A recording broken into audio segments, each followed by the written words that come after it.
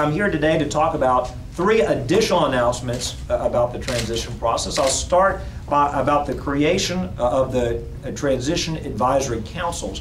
When we were running our campaign for governor, we released 7 detailed policy chapters about how we wanted to change our state, move our state forward.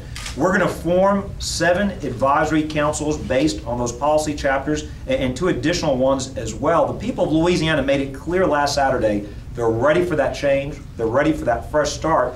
Based on that message, I'm establishing today these advisory councils comprised of community leaders from across the state, citizens from across the state. The task of these councils will be to examine and make recommendations on not only policy recommendations to the new administration. They will travel across the state. They will do public hearings to receive testimony, to receive advice as well. Obviously, they'll also help where appropriate in making hiring recommendations to the new administration as well. The 7 councils based off the policy chapters are the Ethics Advisory Council, the Economic Growth Advisory Council, the Education Advisory Council, Health and Social Services, Hurricane Recovery and Emergency Preparedness, Government and Fiscal Reform, and finally Crime and Public Safety. We've got handouts detailing those 7 councils. In addition, we're establishing 2 additional advisory councils, a Public Services Council that will examine issues pertaining to Veterans Affairs, and another one that will examine wildlife and fisheries issues.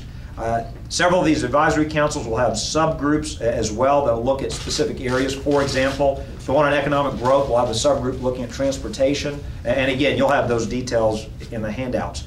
This information will be very helpful to my appointed cabinet. I'll be asking each of them to do an internal audit of their agency during the first 6 months of the administration. And so the advice, the recommendations we get from these advisory councils will help guide this process.